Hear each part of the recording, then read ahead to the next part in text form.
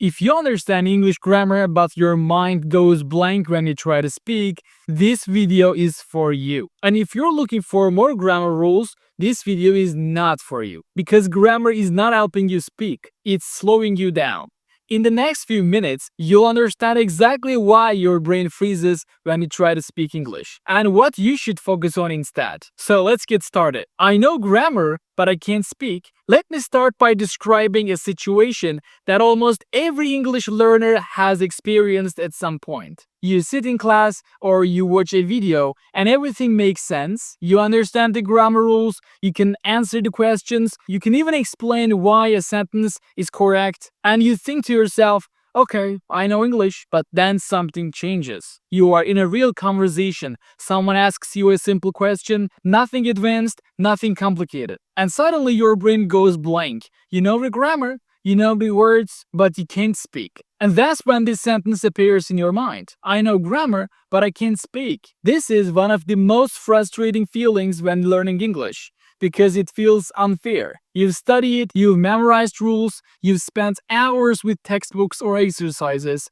so naturally you expect speaking to be easy. But instead of confidence, you feel pressure. Instead of fluency, you feel stuck. What's really happening in that moment is not a lack of knowledge, it's overload. Your brain is trying to do too many things at the same time. While speaking, you're not just communicating a message. You are checking tenses, thinking about word order, worrying about mistakes, and judging yourself before the sentence even comes out. So your brain freezes. Speaking doesn't allow time for analysis. Conversations move fast, but grammar study trains you to stop, think, analyze, and choose the correct option. And when these two systems collide, speaking becomes stressful instead of natural. That's why so many people say they understand English but can't speak it. Grammar knowledge stays passive. It never fully moves into real communication. And until we understand this problem clearly, no amount of new grammar rules will fix it. Step 2. You trained English the wrong way. Now that we've clearly defined the problem, let's talk about why this happens in the first place. Because the truth is, you didn't fail English. English was trained in your brain the wrong way. From the very beginning, most people are taught to treat English like a school subject instead of a real-life skill. You learn rules first, you memorize structures, you fill in the blanks, you choose the correct option, and your brain gets very good at one thing: thinking about English. But speaking is not thinking. Speaking is reacting. Every time you studied grammar, your brain was rewarded for stopping, analyzing, and finding the correct answer. That works perfectly on paper, but in real conversations, there is no time to stop and analyze. You either respond or the moment passes. So what did your training actually teach you? It taught you to hesitate. It taught you to double check yourself. It taught you that making a mistake is something to avoid. And over time, this creates a very dangerous habit. Your brain starts to believe that speaking English is risky, that if you speak too fast, you'll make a mistake.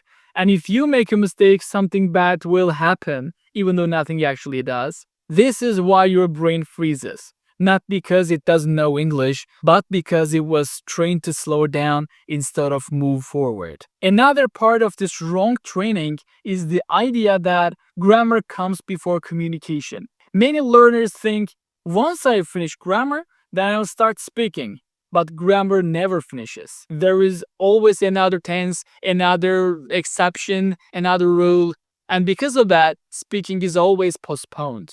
English was supposed to be a tool for expressing ideas, but in your training, it became a system to control mistakes. And when your brain focuses more on rules than meaning, speaking naturally becomes stressful. You didn't train English to flow, you trained it to pause. And the good news is this: habits can be retrained. But first, you need to see the mistake clearly. And now you do. Step 3. Grammar is too slow for speaking. Now let's talk about what is actually happening inside your brain when you try to speak English and suddenly freeze. Because once you understand this, everything starts to make sense. Grammar is slow and speaking is fast. That's the core problem. When you study grammar, you use the part of your brain that likes rules, logic, and analysis. This part is great for reading, writing, and exams. It needs time, it wants to check options, it asks questions like, is this correct? Or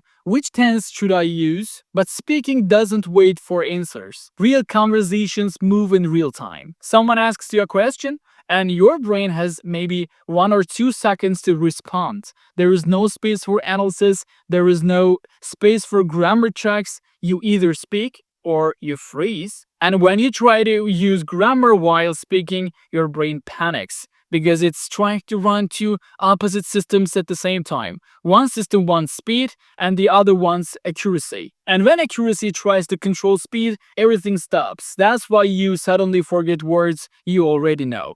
That's why simple sentences feel difficult. It's not that the knowledge is gone, it's just locked behind a slow process. Think about it like this. You don't think about grammar when you speak your native language.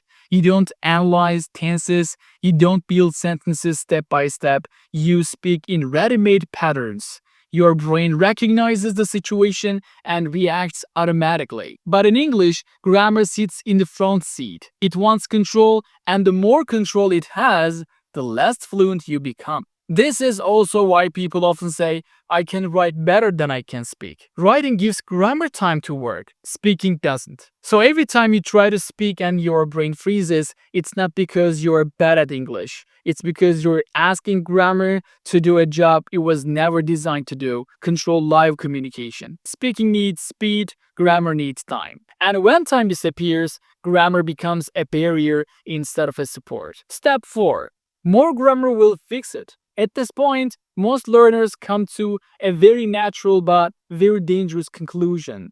They think, okay, then I just need more grammar, more tenses, more rules, more explanations, more practice, exercises. This feels logical because grammar is what you've always been told to focus on. So when speaking doesn't work, you assume the problem is missing knowledge. But here's the truth. More grammar does not fix freezing. In fact, most of the time, it makes it worse. Every new grammar rule you learn adds another thing for your brain to check while speaking, another decision to make, another reason to hesitate. Instead of feeling freer, you feel heavier. Instead of feeling faster, you feel more careful. And careful is the enemy of fluent speech. Many learners reach a point where they know too much grammar.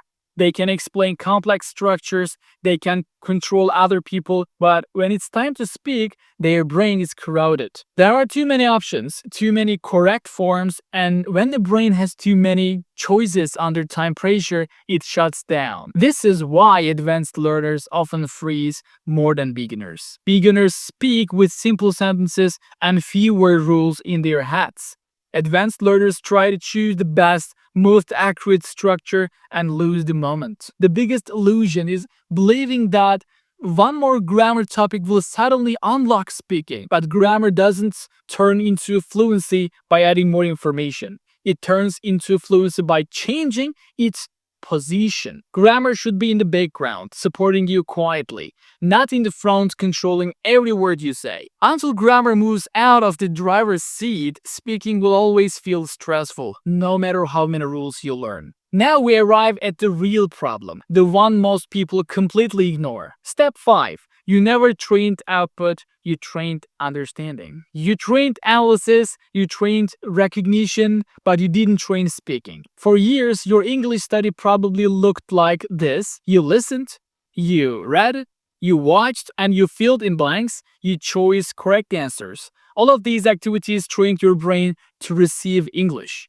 They made you better at understanding. But speaking is not receiving, speaking is producing. And production is a different skill. Just because you understand English doesn't mean your brain knows how to create sentences under pressure. Output requires speed, confidence, and automatic reactions. And none of these come from grammar exercises. Think about it this way. You wouldn't expect to play the piano just by listening to music, right? Your fingers need practice. In the same way, your mouth and your brain need direct speaking practice. This is why so many learners feel a gap between what they know and what they can say. The knowledge is there, but the pathway to use it has never been built. Another important part of this problem is fear.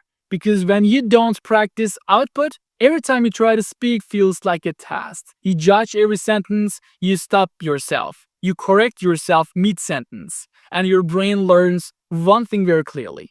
Speaking English is stressful. So it freezes. Fluent speakers are not fluent because they know more grammar. They are fluent because they have trained output thousands of times. They've said the same simple sentences again and again until they become automatic. You don't need to know more English. You need to use the English you already know. And until output becomes a regular part of your learning, grammar will continue to block you instead of helping you. Step 6. What you should focus on instead. So if grammar is too slow for speaking and more grammar doesn't fix freezing, then what should you focus on instead? The answer is simpler than you think. You need to focus on speed, simplicity, and permission. First, speed. When you speak English, your goal is not to choose a perfect sentence. Your goal is to respond fast, simple, and clear. Even a basic sentence is better than silence. Your brain needs to learn that speaking quickly is safe, that nothing bad happens when you speak without checking every rule. Second, simplicity. Stop trying to say everything perfectly. Use short sentences, use basic structures, use the English you already know. Fluency grows from simple patterns used again and again, not from complex grammar used once. Instead of searching for the correct tense, choose the one that feels natural and move on. Communication comes first, accuracy improves later. And finally, permission. You need to give yourself permission to be wrong. As long as your brain believes that mistakes are dangerous, it will protect you by freezing. But when you show your brain through practice that mistakes are normal and harmless, the fear disappears. Speaking becomes lighter,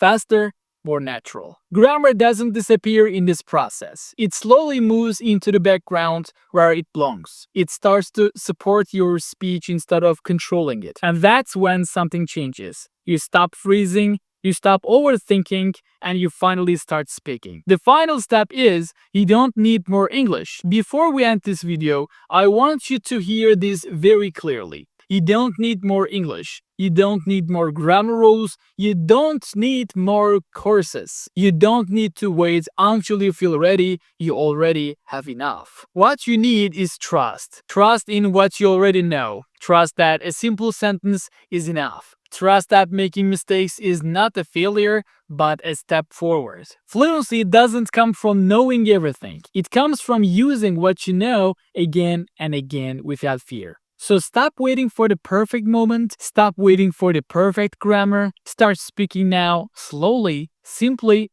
imperfectly. Because the only thing standing between you and fluent English is not knowledge, it's hesitation. If this video helped you see English differently, like it, subscribe, and keep practicing. I'll see you in the next one.